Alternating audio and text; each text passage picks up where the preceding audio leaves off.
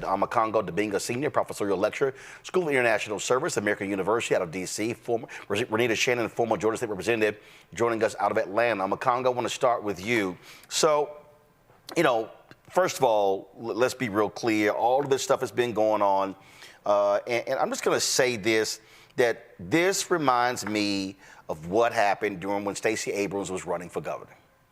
We saw all of these stories about, oh my God, she's awful with black men and black men not going to vote for her. Things are not going well. Then when the election happened, none of that was the case. You have white media driving this narrative. And it was like manna from heaven when Obama made his comments on Friday. And they have been talking about it since Friday and Saturday and Sunday and today. And, the thing for me, as I look at this, is we had the panels last week when we were in Philadelphia. And I'm going to stand on this. I don't care what anybody has to say. And I dare them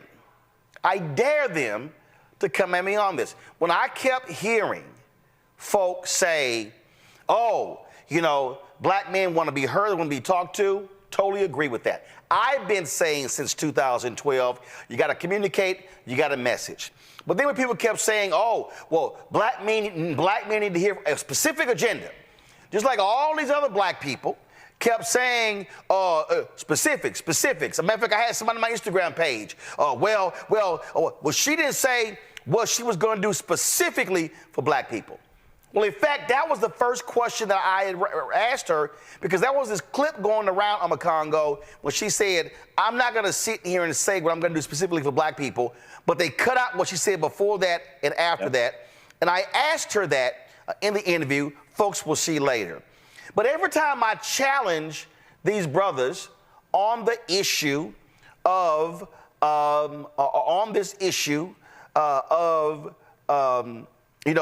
what specifically, they can't seem to answer. Yep. And then when they bring it up, I then go, well, this happened. And I lay all these things out. And then when they do that, I then talk about how those very same things have a direct impact on black women. And it's not like black women are saying, well, you ain't saying nothing, doing nothing.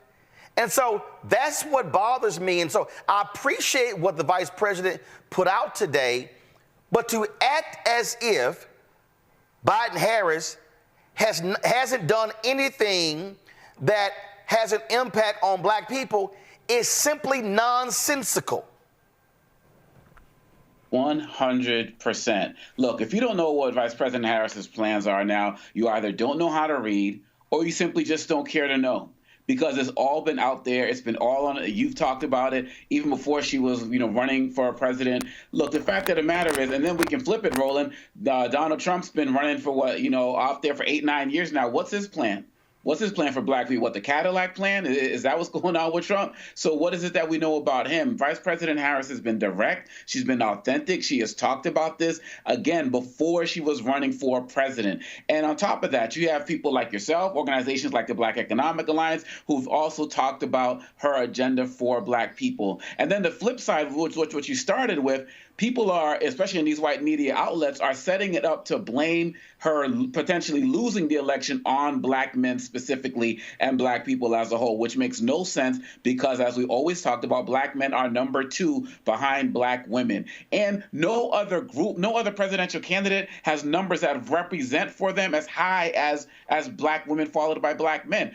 Trump may get 60%, white women, 50-some% white men or something like that. No one's getting 80+% from any group. So that's something that should be commended. And I do believe that both black men and women are going to turn out in over 90% for Harris. And look, you got this call that you just went into right now, everything that you've been doing, these celebrities, everybody from Steph Curry, other personalities like D.L. Hughley. I mean, even people talk about Charlamagne being the contrary. And he was like, look, I voted for Biden because of Harris back in 2020. So this is a false narrative. If they did as many stories on white women who constantly let the Democratic Party down, if they did as many stories on them as they do on black men and how they may let Harris down, then we get some real issues right now getting talked about, because I'm not concerned about us. People who are black men who are not going to vote for Harris, they were not going to vote for her anyway, and there's nothing we can do to get them. I do believe there are some people who need to know, but for at this point, 20-something days going into the election, the onus is on those folks who say they don't know to get out there and find out. Like, Google Kamala Harris black men and everything you'll know. Type in Black Star Network or Roland Martin so you can go to a real source, and everything you'll need to know is right there. Watch this interview tonight. Share this interview. And outside of that, if you didn't vote for her because you say you don't know her policies, you chose to remain ignorant, and that's on you.